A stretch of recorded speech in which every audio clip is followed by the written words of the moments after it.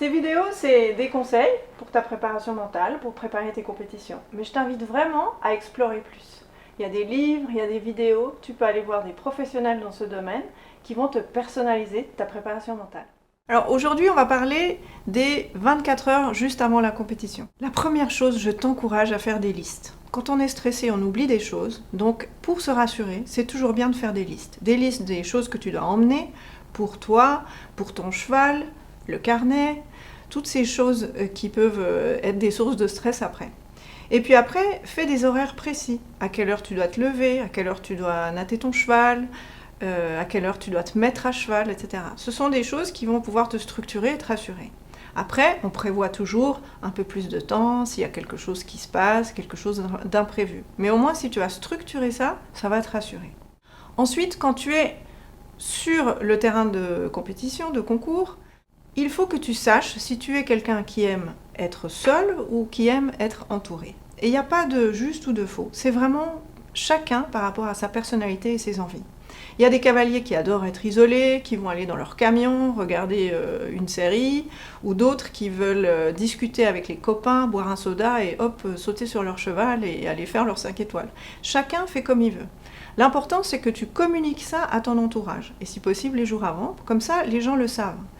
Ils savent s'ils doivent venir t'aider, te parler, pour te changer les idées, ou s'ils doivent te laisser tranquille. Et ça, c'est souvent important parce que les gens ne le savent pas et peuvent venir t'embêter et ça peut être source de stress, d'agressivité, etc.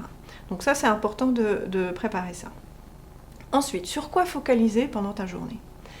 Une femme aux États-Unis qui s'appelle Byron Katie parlait des différentes énergies et sur quoi on focalisait notre attention. Et elle disait que si on focalise notre énergie sur quelque chose qu'on ne peut pas changer, eh bien on va être beaucoup plus stressé. Alors ça semble logique et évident de dire qu'il ne faut pas focaliser sur les choses qu'on ne peut pas changer, et pourtant, la météo. Combien de fois on ne se prend pas la tête là-dessus ? Ah, mon cheval, il n'aime pas avoir de la pluie dans les oreilles, ou il va faire chaud, etc.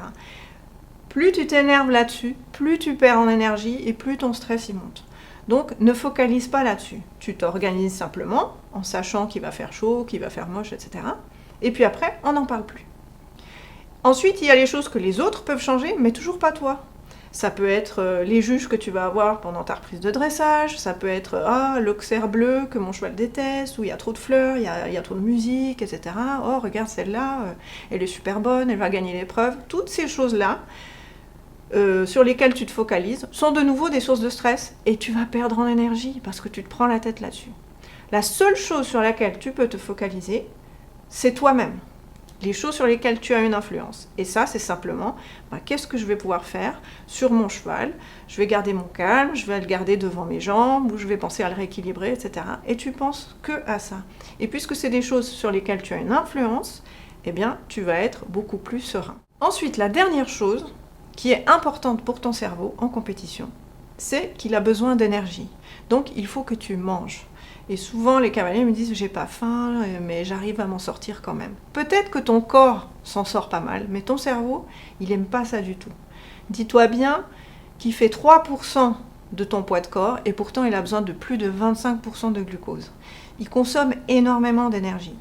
Donc, si tu n'arrives pas à manger, déjà même la veille, si tu manges un peu des pâtes, du riz, ça peut déjà t'aider.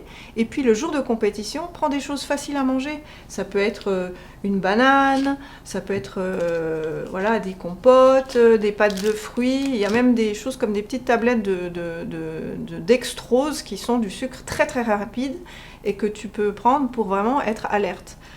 Moi, par exemple, je prends juste 10 minutes avant d'entrer dans ma reprise, j'en prends toujours un pour être très très concentrée.